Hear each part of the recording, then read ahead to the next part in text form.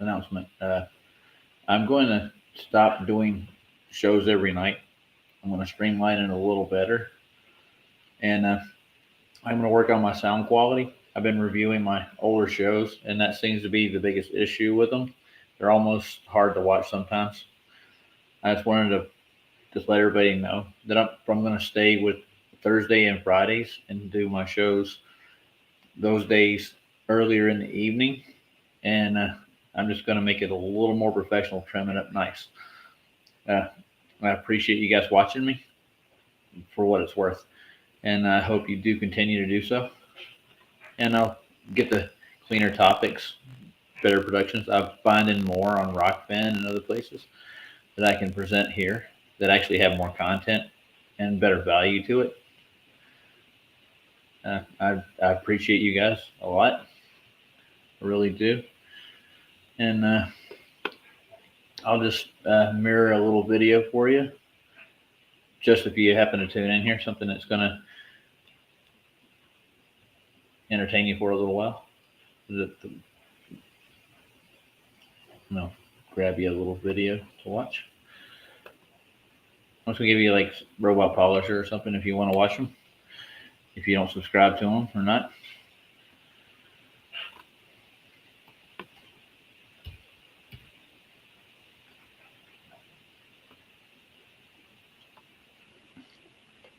I hope it does make a change in the process. And I hope I try to enhance your life even better. Not about pointing out people's flaws, about pointing out reality versus crap.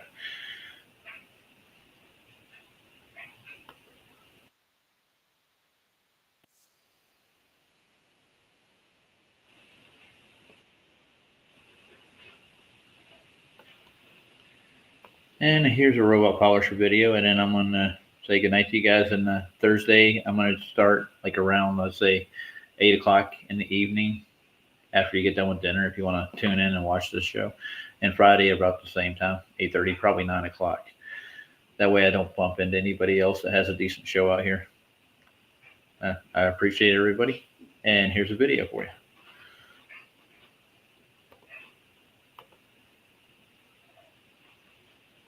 Come on, let's be honest here. There is no debate. No matter what they say, there is no debate about the shape of the Earth. The thing is, I don't debate established fact. And if you're going to enter into a debate with someone, especially with Flat Earth, then you're sort of giving validity to their argument when, of course, there is no validity to the Flat Earth theory. Flat Earth is the bottom of the barrel.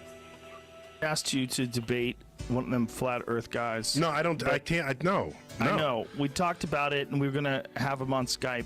No, that is something that should not be debated. Does not belong in front of an audience getting debated. And it doesn't matter that your cognitive dissonant, Dunning-Kruger riddled minds can't grasp basic facts. The Earth is a sphere. There is no debate. A recent representative poll in North America found that 5% think the Earth is flat and another 6% aren't quite sure. It goes up for young people, all the way to 34%. Only 64% are convinced that the world is a ball. The world is a circle, that the world is a spheroid. Unfortunately, that is not a made-up statistic. How's this flat Earth thing like catching steam? There's no doubt that interest in flat Earth ideas has spiked. What happened? What happened? Why are there so many flat Earthers? That's what blows a lot of people away. They can't believe how much traction this had. It's not just YouTube. TikTok has now become a haven for flat Earthers. It's Twitter, it's Facebook, it's all of them.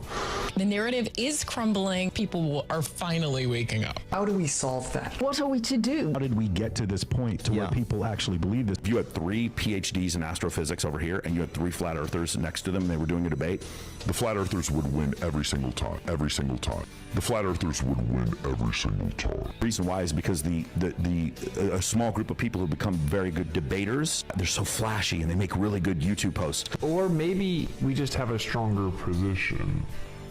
We're not, claiming pseudoscientific, unverifiable, crazy claims that can easily be debunked.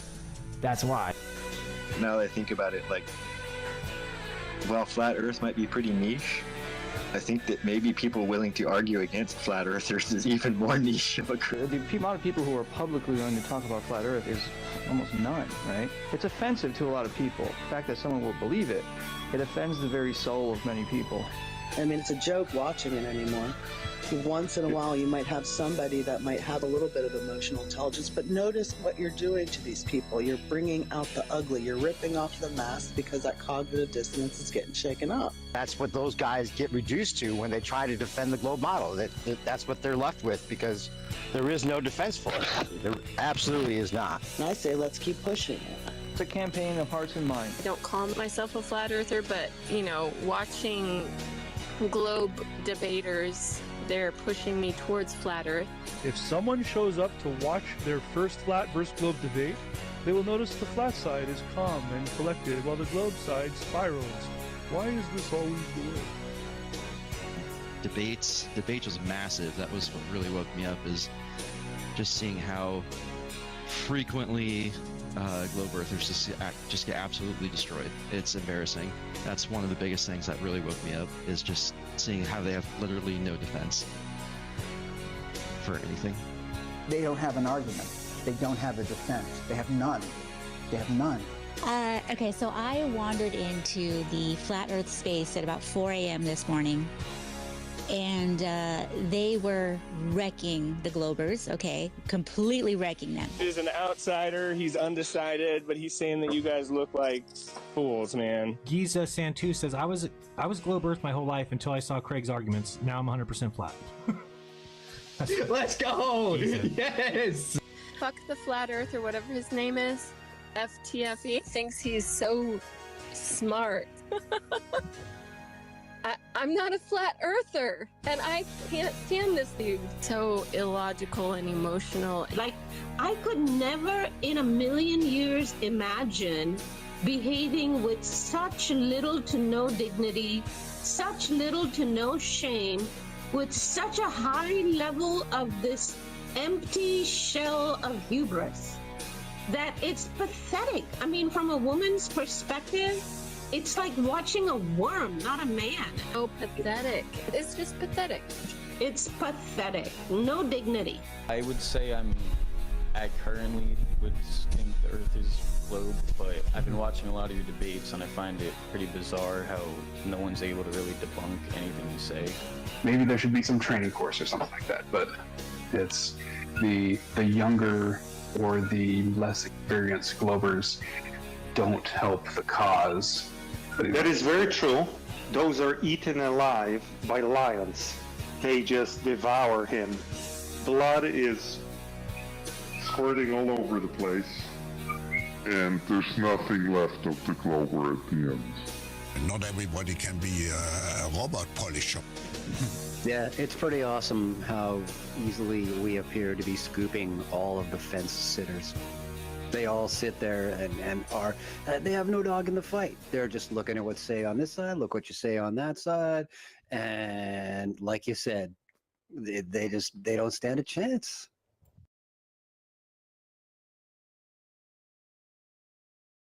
Excuse me, sir. Do you have a moment to save the children? I'm sorry, man. I'm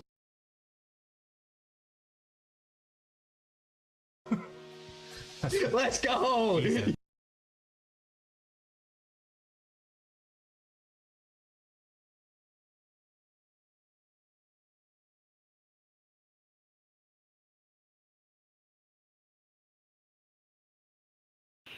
Yeah, I'm working on my microphone sound because I've been listening to all the old shows and stuff, guys, and it's just horrendous. Like the echo I have going on in the background, you can hear everything.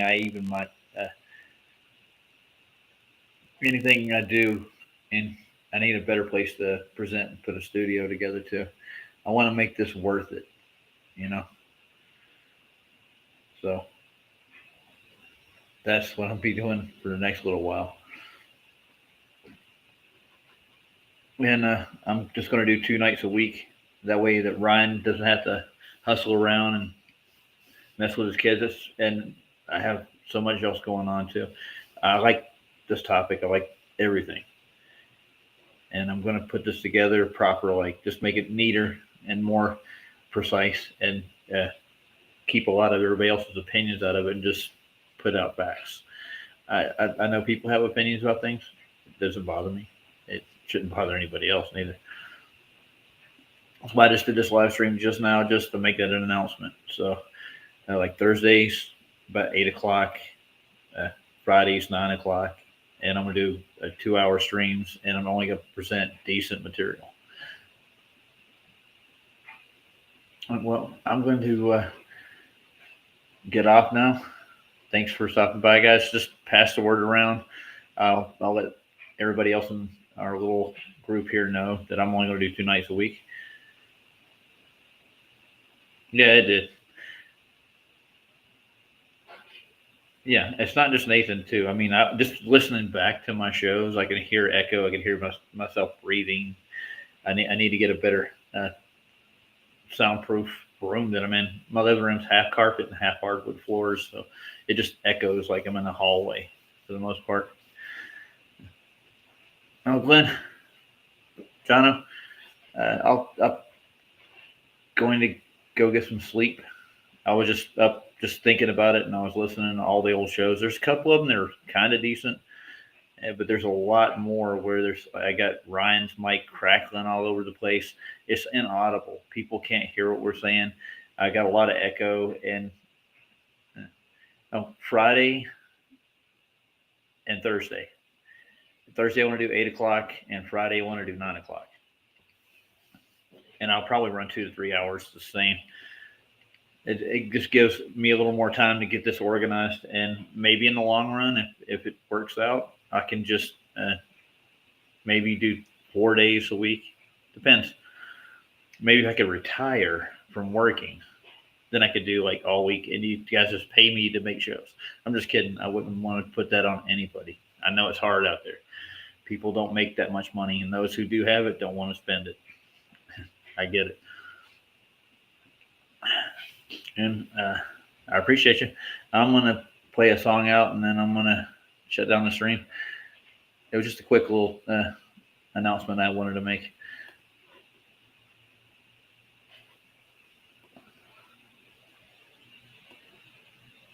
And I'll find something decent that they can strike me for. How about that?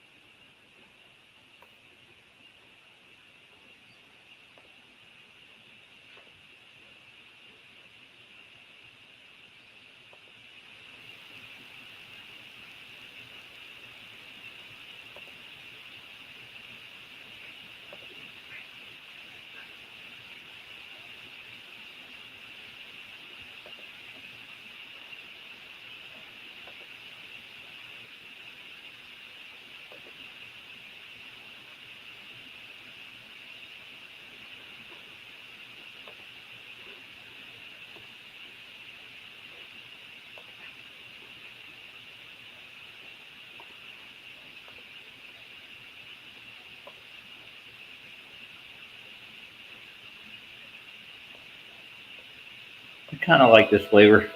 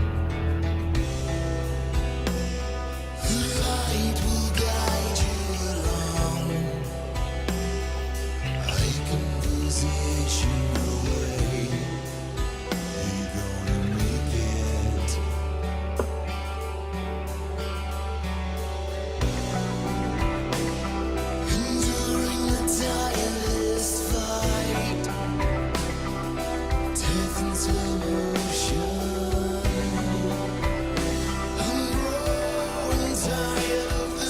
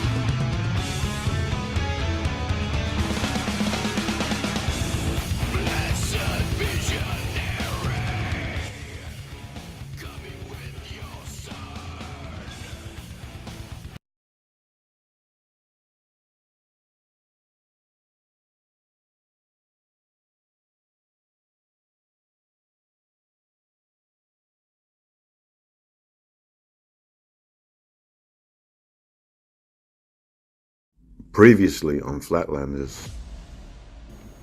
So science doesn't have evidence that the Earth rotates? Coriolis was never applied during my whole military career at all. Are you really sitting down with this mathematical formula and figuring out what you got to do in the heat of battle? The answer is no. It just doesn't exist. There's no such thing as Coriolis. When you fly forward for 69 miles, you will drop your nose by 1 degree. The problem is the gyroscope never registers that. If the radar can see it, the Earth is not a ball, period. End of story. And does that happen very often? 1,000 times plus a day. And knowing also that we were dealing with 6 gigahertz microwave, there is no way at all that these signals could have possibly propagated, but they did. We don't have evidence that there's a curve. There is no measurable curvature. So if there's no curvature, then we're not dealing with a ball, because you have to have curvature for a ball.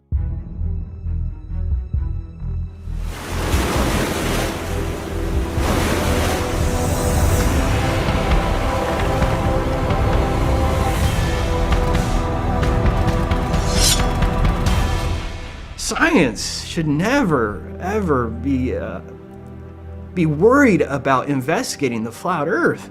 I mean, science should welcome an investigation of the flat Earth. Science is supposed to be objective, to learn, to grow. And it's, as we are finding out, flat earthers are pointing out things about science that science doesn't have an answer for, and yet they still fight it. And I think the cover-up is a big one for me. I'm sorry to cut you off. I only have a minute and a half, and I don't really need to hear what you're trying to provide. I want to know how you're dealing with all these conspiracy theorists on your platform. So the first way is by demoting low-quality content and promoting more authoritative content, and the second is by providing more transparency for users, such as searching for "the Earth is flat" on YouTube, where you see a lot of... Your response is to put a box saying, nope, the Earth is not flat. Correct. Okay.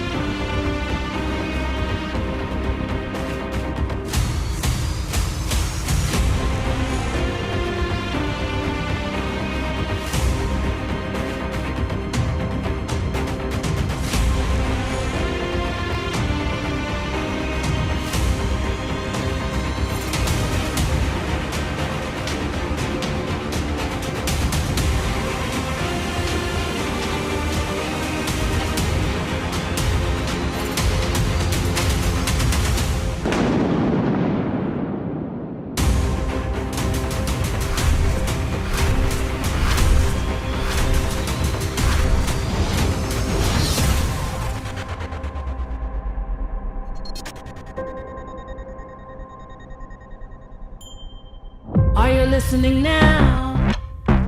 Do I have your attention? Can I get a response to all the questions hanging in my head? Did you think I would follow? Did you think I would kneel? Because I want all the world to know exactly how I feel. You can't stop me. You can't stop me. You can't stop me. You can't stop till you know how I feel. You can't stop me. You can't stop me. You can't stop me. Now I got your attention. Now you know exactly how I feel. Can't stop me. Can't stop me. We're 18 miles away from the Idaho side. We're on the south side, on the Utah side. So now we're going to shoot some lasers, see if we can see the other side. I went to a reservoir in northern Utah, and for this test, my wife stood at the opposite end of the reservoir, and I had my camera at about 2.5 feet, and I had the P900 out, And she took a mirror from the top of the beach and just walked down. And I spoke to her on the cell phone as I filmed her, and she placed the mirror in the water, and she should have been hidden by 12 feet.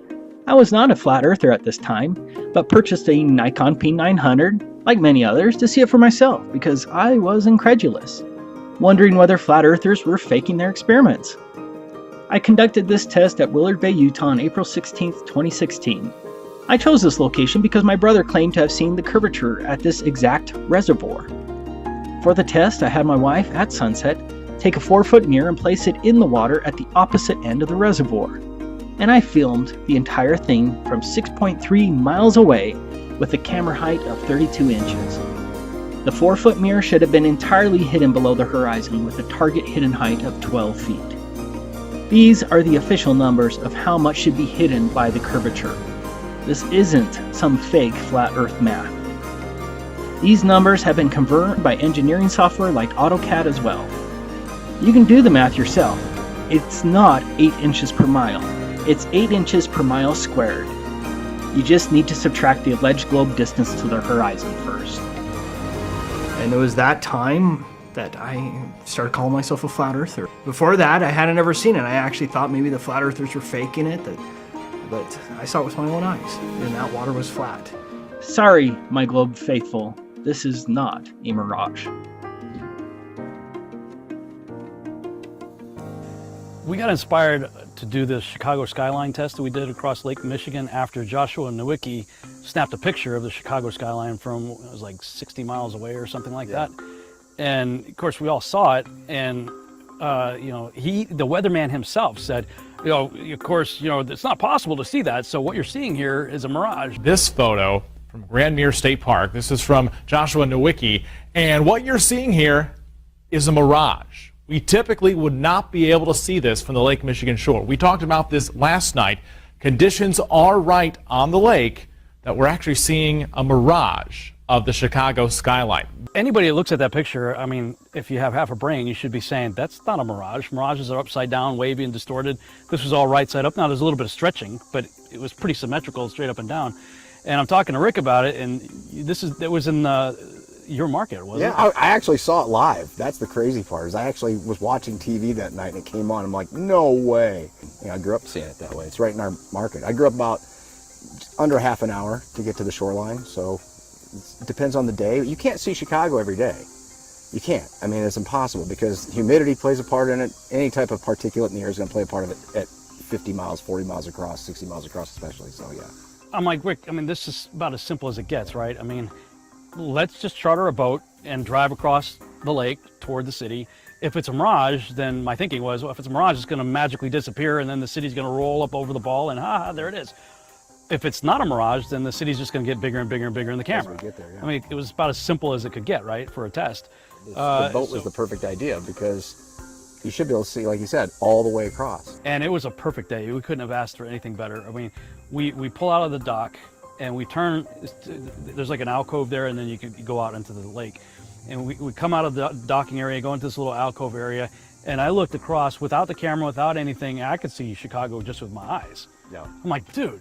And I was watching Rob's I was watching him because I wanted to see your expression. The city's right there, How perfect is that, right? So we started trying to shoot, but with like the Coolpix P900, that thing can really reach out. I mean, it can zoom all across. The problem is we're on a boat that's doing this. Yeah. So trying to focus at that distance when we're doing this, it was we're like trying to become a gimbal. Yeah, we didn't have gimbals, so we were doing the best we could. But best I ended up doing in editing was just capturing a freeze frame.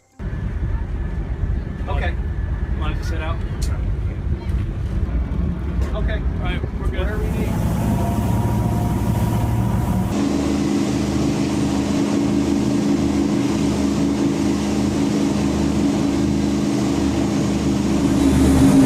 What do you think, Steva? I think it's amazing, dude. It certainly did.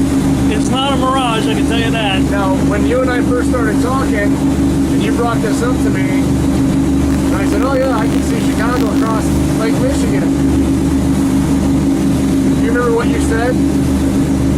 I don't remember what I said. You went, no way. You said, no way. Yeah. I said, yeah, you can see all the way across. Now you've seen it. I've seen it, and it ain't a mirage. It's not a mirage. This is a rough draft. Obviously, it's very bouncy. But this is we're documenting this to show that it really does exist, and it's not a mirage. That's the proof right here. That's the proof. Absolutely. And we've been recording the entire time, never losing sight of the city. But one of the things that I can say is that we do know for a fact that there was a bluish haze above the water that was at least somewhere between 8 miles out and the city itself. And that haze actually cut off the bottom of the buildings at the same exact line that you can't see from the beach in New Buffalo.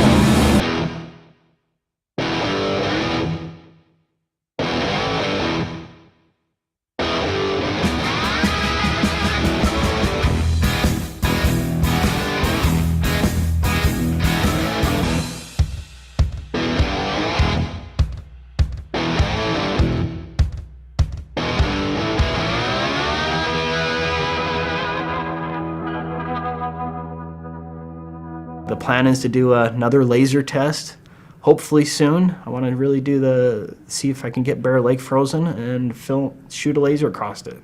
That would be awesome. That'd be 18 miles, and I would love to do it over ice. And so I'm going to go ahead and get some temperature reading of the water.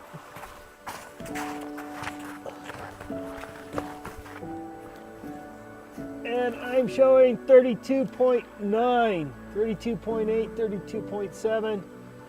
Just a little bit above freezing. So I don't think they need. Locked on, right? What? Let's get it right here. Let's get it actually. Oh, okay. Okay.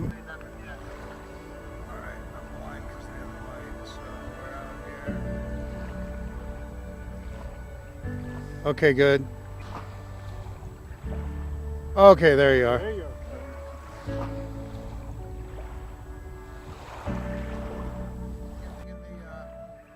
Atmosphere or not. It seems like we're looking at some weather, exactly. Okay. There, I see him.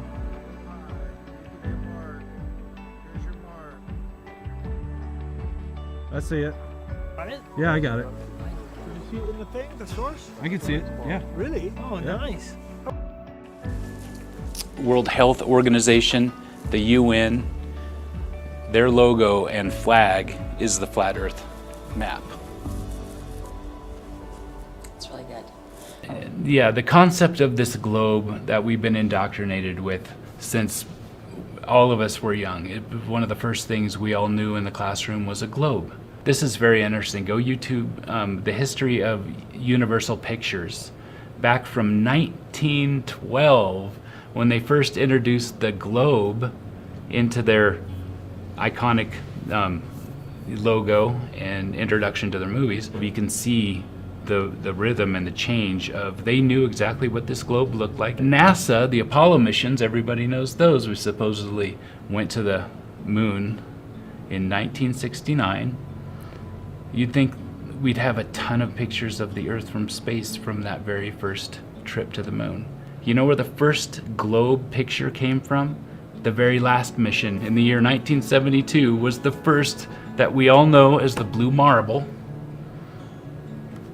They didn't think on the first 5 trips to the moon to take one picture of this iconic globe. You got to ask yourself why that is. Well, what about that picture that they show us? Where Well, wait, why? Sorry. Yeah. Why? They didn't. Yeah, why didn't we see one picture of the globe, the full picture of a spinning globe from space? Because it's too easy to debunk if they do it wrong. And it is. I'm Paul Lindberg. I'm an intellectual property consultant. Flat Earth matters because the truth matters.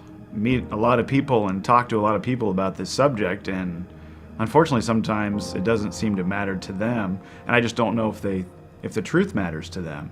You know, whatever it is, the subject that we're discussing, you know, if truth is involved, I think it should be important, because that's what we should be concerning ourselves with. What is the truth?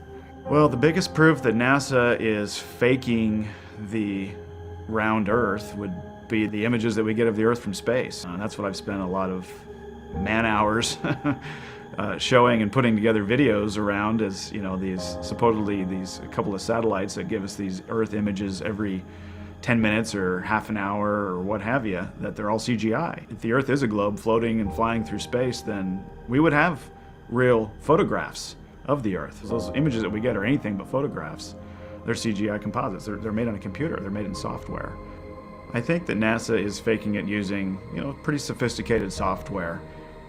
High altitude balloon footage, maybe, you know, high altitude planes to take pictures, you know, things like Google Earth, what have you, are going to, you know, give us high altitude shots of what the ground looks like. But beyond that, those are all stitched together and put on a sphere.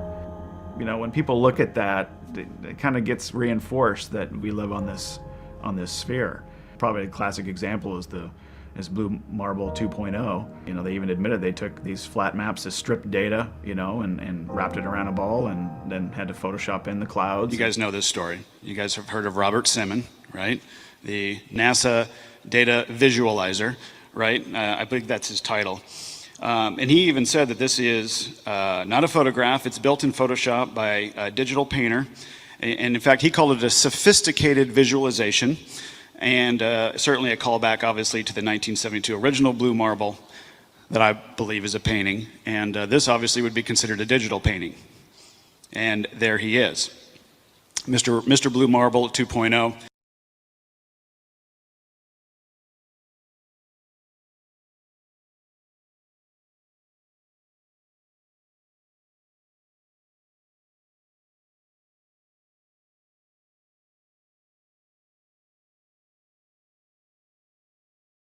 To us, the really cool thing was the data set. Up until that point, there was no realistic color map of the globe anywhere. So the land layer here comes from the Moderate Resolution Imaging Spectroradiometer aboard Terra. And the tricky part here was the weather. So we actually had to take clouds out. They stashed the clouds for later, went onto the ocean. That came from an instrument that measures phytoplankton in the sea. Where it was low, I colored it dark blue because they're low mostly in mid-oceans. And then where it's a little bit higher, it was like a little bit brighter green. Then add the clouds back in. There's a small problem with it because there's a very slight gap in between each orbit. So some of those are painted on. It is photoshopped, but it's has to be. Then there was another layer to sort of simulate the atmosphere. And then there's this little bright spot. It's called the specular highlight. So it's the reflection of sunlight off of water. Those are the pieces, but you can't just slap them all together. It just didn't look realistic. It looks kind of flat, or the clouds are sort of too see-through. So I just hit Command Z a lot. There's artistry to creating the world. And what was really interesting, I thought, was as I was investigating this guy and just learning more about him, this is what's on the NASA website, is that he was going through, you know, this is kind of like a little bio or something like that, and talking obviously about his creation, this Blue Marble. And it goes through and he says, you know, kind of how they made that. And then he said the hard part was creating a flat map of the Earth's surface with 4 months of satellite data. And he mentions this guy or lady, Rito Stockley, did much of this work. And then he says, then we wrapped the flat map around a ball. Fair enough.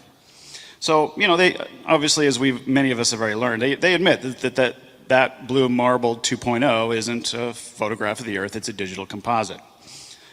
I also found it interesting in learning more about Robert Simon was an article, and this was from, and I don't remember the exact date, it was shortly thereafter the Blue Marble was created. But the title of the article was, "The Guy Who Created iPhone's Earth Image Explains Why He Needs to Fake It." And it goes through and quotes him, and at this point of this article it says, it's simply a background of black color that Simon placed the Earth on top of. The black area around the Earth is not the void of space. It is simply a background of black color that Simon placed the Earth on top of. This is standard practice, Simon says. Most actual, quote-unquote, photographs of the Earth, including the Apollo images, present the planet on a black background. So my question was, what is the scientific value if all of these things are admittedly manipulated? Why would they take a picture of something and not just show us the picture? Why do they have to cut out the Earth and put it on a black background? I mean, I don't know.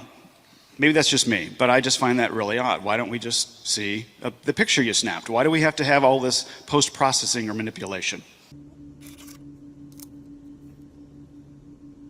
Even that picture in 1972 is super easy to debunk because we know the exact time, the exact date that they took that picture, so we can see that it's totally wrong. And with the blue marble, we see the whole continent of Africa almost cloudless, and up from there you see Saudi Arabia, and right up from there on the horizon you see a little bit of Asia. And down at the bottom we see Antarctica and the South Pole. Well, at that exact time, there's a lot more that was in daylight at that exact time.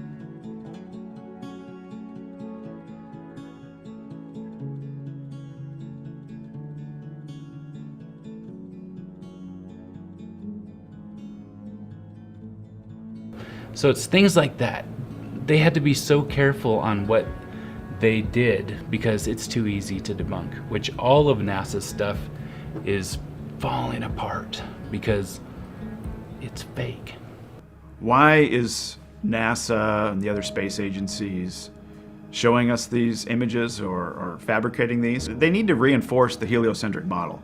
I mean, we are all born into this system with a globe in the classroom. We are spinning and orbiting and chasing the sun through the galaxy, and these other planets, other worlds that we potentially can land on. That all has to be reinforced over and over again. And so, if we don't have pictures of the Earth from space with the technology that we have now, then the lie isn't going to last very long. So they'll continue to put these images in front of us very simply to reinforce the model. If somebody's just starting their investigation of images of the Earth from space, then I would point them right to fakingspace.net, season 1, episode 1, and going through some of the main images that we would get, that we have received from NASA of the Earth from space over the years, and showing how you can do the same analysis that I did by using free software tools, things like Forensically and photo editors, and looking at the levels. And that's what my series is all about, is showing that there's anything but real. Because they wouldn't need to fake it if it was real. They fake it because they have to.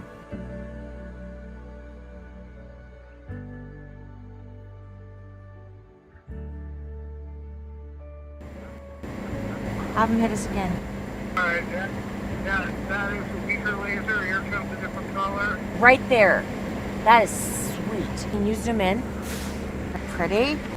It's a pretty laser. Okay, flash your laser, Dan. Give it to return if you can. How's it over there? I mean, this is an ultra wide lens. I can't zoom in. Yeah, I got it. Oh yeah. That's very obvious. Yeah, I see it. Let me get that. Scoot over. Oh yeah. Okay, do it again, Dan. Yeah, let me see how. Okay, one more time, couple more times, Dan, please. There, you got it. Yeah, that's it. Yeah, there we go. Yeah! That is a beautiful experiment. That is totally cool.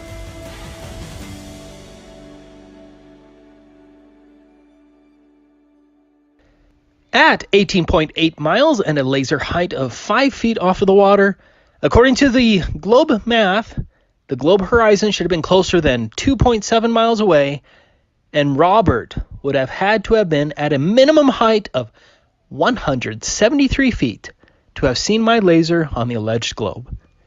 This is Rendezvous Beach. That's where I am. Laser on the tripod. There it is. And I'm going to take a picture from exactly here, showing the GPS location. Okay. I see your laser. I got it. Okay. There it is. There it is. Oh yes. There it is. Yes. I can see it. And as he flashes at me, oh yeah, that's so bright with my unaided eye. That's it. Flat Earth proven again. You can definitely see both the source of the laser and the laser's reflection on the very flat water.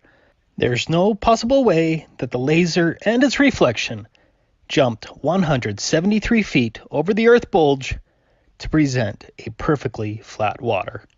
That's insanity. Giant bulges of Earth curvature simply do not disappear without a trace. Without question, Bear Lake has no curvature whatsoever, which belies the globe because you can't have a large body of water with no curvature.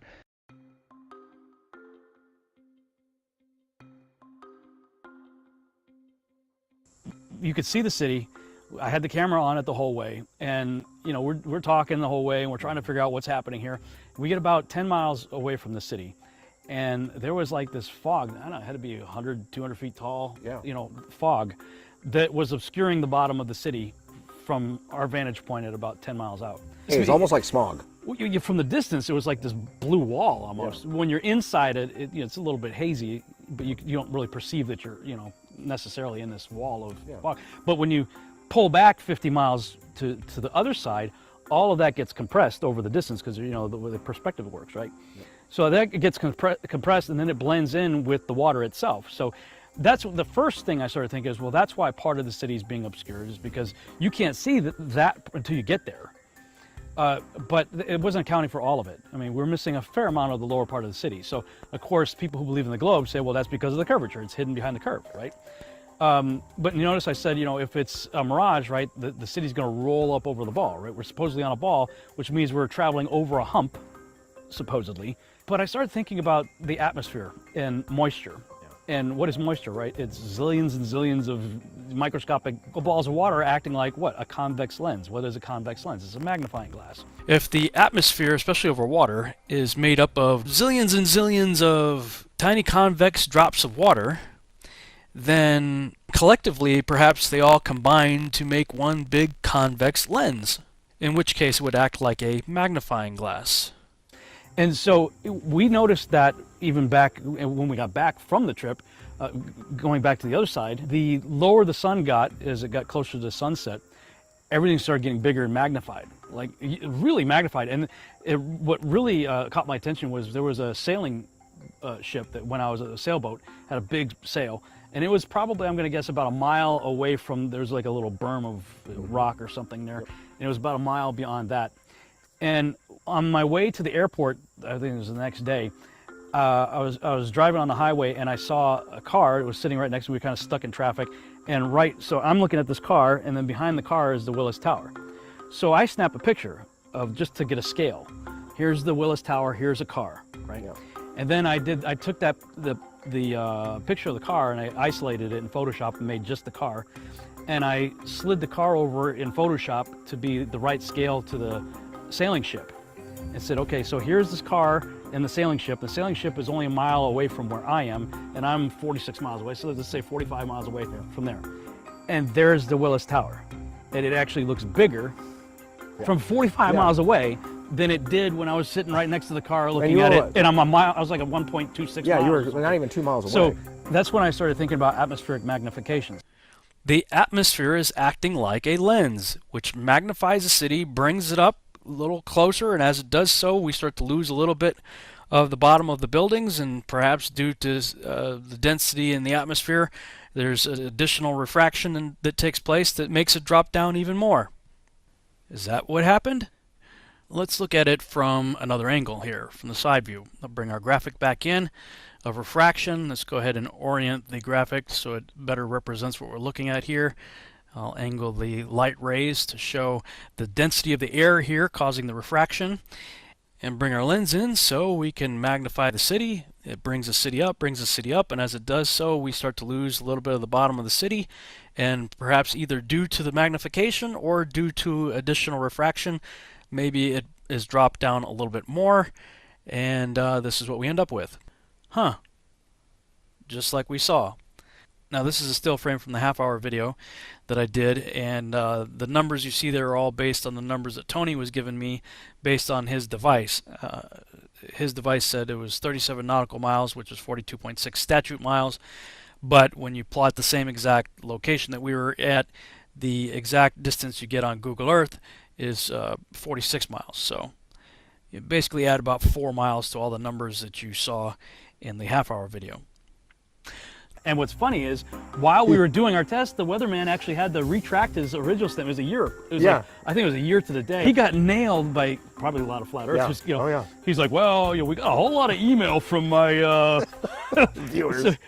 Chief Meteorologist Tom Coombs here, and I want to talk about mirage. I thought it wasn't that big of a deal when I shared this picture about a year ago from Joshua Nowicki. You could see the entire Chicago skyline all the way down to almost the shore of Chicago from the shores of Lake Michigan. Something I said was impossible, at least under normal conditions. This had to be a mirage or some sort of focusing by the atmosphere because there was a big inversion that night. Thought it was pretty straightforward. Did a quick 30-second explainer on air and moved on with my weathercast. Well, email after email later. This is just a few of those emails. But you notice I said, if it's a mirage, right, the city's going to roll up over the ball, right? We're supposedly on a ball, which means we're traveling over a hump, supposedly. But I started thinking about the atmosphere and moisture. And what is moisture, right? It's zillions and zillions of microscopic balls of water acting like what? A convex lens. What is a convex lens? It's a magnifying glass. If the atmosphere, especially over water, is made up of zillions and zillions of tiny convex drops of water, then collectively, perhaps they all combine to make one big convex lens, in which case it would act like a magnifying glass. And so we noticed that even back when we got back from the trip, going back to the other side, the lower the sun got as it got closer to the sunset, everything started getting bigger and magnified, like really magnified. And what really caught my attention was there was a sailing ship that when I was at a sailboat, had a big sail. And it was probably, I'm going to guess, about a mile away from, there's like a little berm of rock or something there. And it was about a mile beyond that. And on my way to the airport, I think it was the next day, I was driving on the highway and I saw a car. It was sitting right next to me. We were kind of stuck in traffic. And so I'm looking at this car, and then behind the car is the Willis Tower. So I snap a picture of, just to get a scale. Here's the Willis Tower, here's a car, right? Yeah. And then I took the picture of the car and I isolated it in Photoshop and made just the car. And I slid the car over in Photoshop to be the right scale to the sailing ship.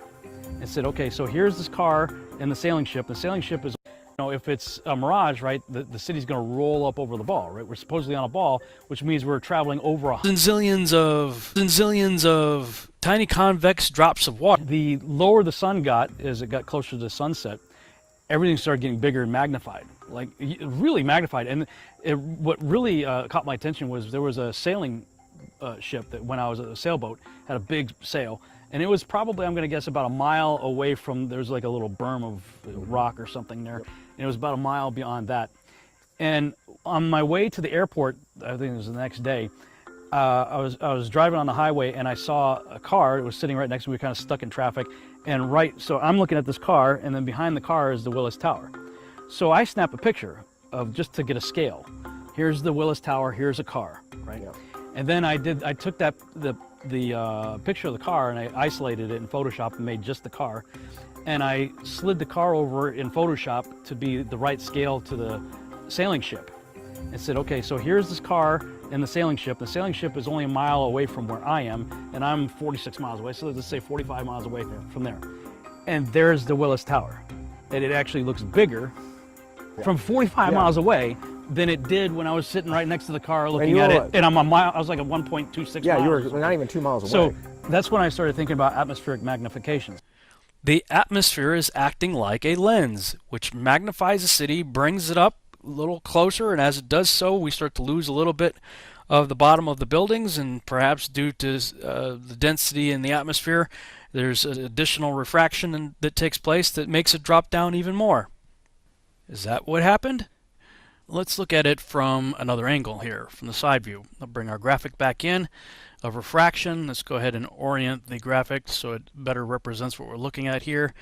I'll angle the light rays to show the density of the air here causing the refraction, and bring our lens in so we can magnify the city. It brings the city up, and as it does so, we start to lose a little bit of the bottom of the city, and perhaps either due to the magnification or due to additional refraction, maybe it is dropped down a little bit more, and this is what we end up with.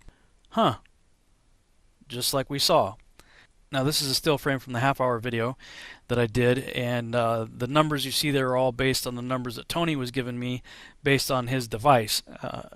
His device said it was 37 nautical miles, which is 42.6 statute miles, but when you plot the same exact location that we were at, the exact distance you get on Google Earth is 46 miles. So you basically add about 4 miles to all the numbers that you saw in the half-hour video.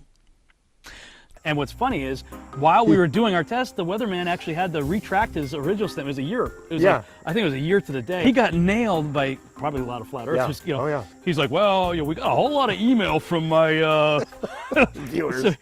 Chief Meteorologist Tom Coombs here, and I want to talk about mirage. I thought it wasn't that big of a deal when I shared this picture about a year ago from Joshua Nowicki. You could see the entire Chicago skyline all the way down to almost the shore of Chicago from the shores of Lake Michigan. Something I said was impossible, at least under normal conditions. This had to be a mirage or some sort of focusing by the atmosphere because there was a big inversion that night.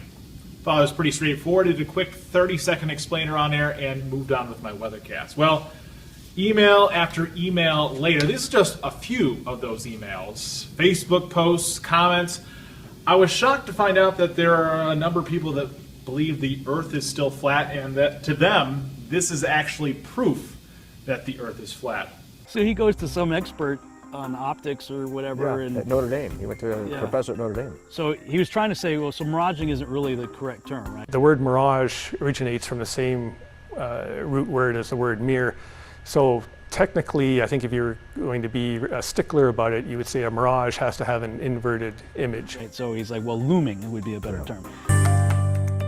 That picture from a year ago, that's looming. Looming is defined by the dictionary.com website as a mirage in which objects below the horizon seem to be raised above their true positions, and also to appear indistinctly coming into view in indistinct and enlarged form. Well, the indistinct part's tripping me up here because everything was very distinct. I mean, straight lines, perfect. You know, so I'm not really convinced that we're really necessarily dealing with the dictionary description of looming. So you look into looming and it, you know, it's magnification and stuff like that. But as I started thinking about the atmosphere acting like a magnifying glass, I went to Walmart and I got a 8.5 by 11 magnification sheet you would use for like reading or something, right? So I get this magnification sheet and I make a cutout of the city. And I put the magnification sheet in front of the city, city's here, magnification sheet here, and I took my cell phone and put it on the other side and I looked at it, through the lens, so I could see the entire city. And then on a flat table, like as if the iPhone is the boat, I backed it up, and as I backed it up, the lower part of the city disappeared. Using the sheet right here, set the city up, a little cutout of the city, and now I've got the big magnifying glass sheet. Bring the camera right up to the lens. See, that's the normal view of the city. Now let's back up again. The science is the same of that of a lens. Here's a simple example. So if you're looking at Chicago here, the atmosphere really is acting like a lens. Yes.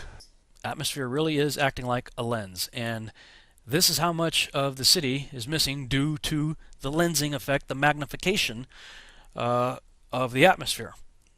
You're missing a good portion of the city just by pulling my iPhone back on a 3-foot long desk.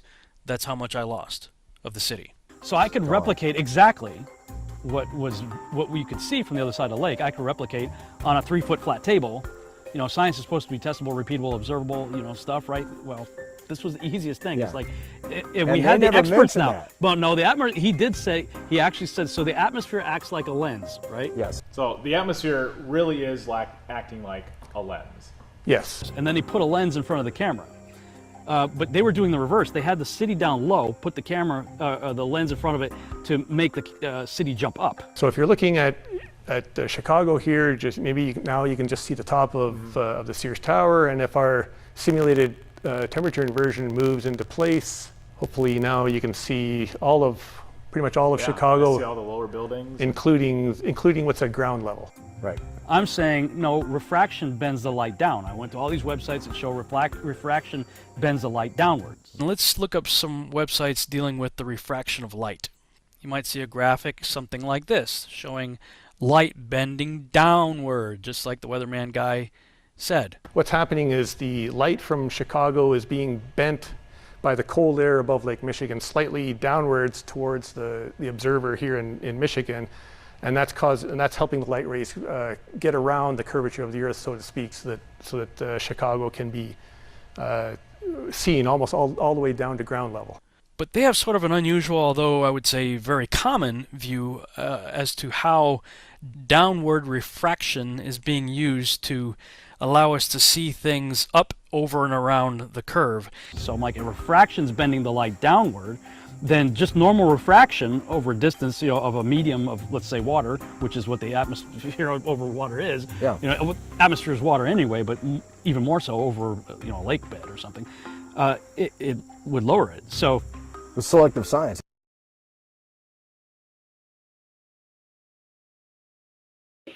Yeah, PJ, I had it on mute. I was just playing this because I made an announcement tonight and I wanted to watch the other half of it. So I'll come over and see you.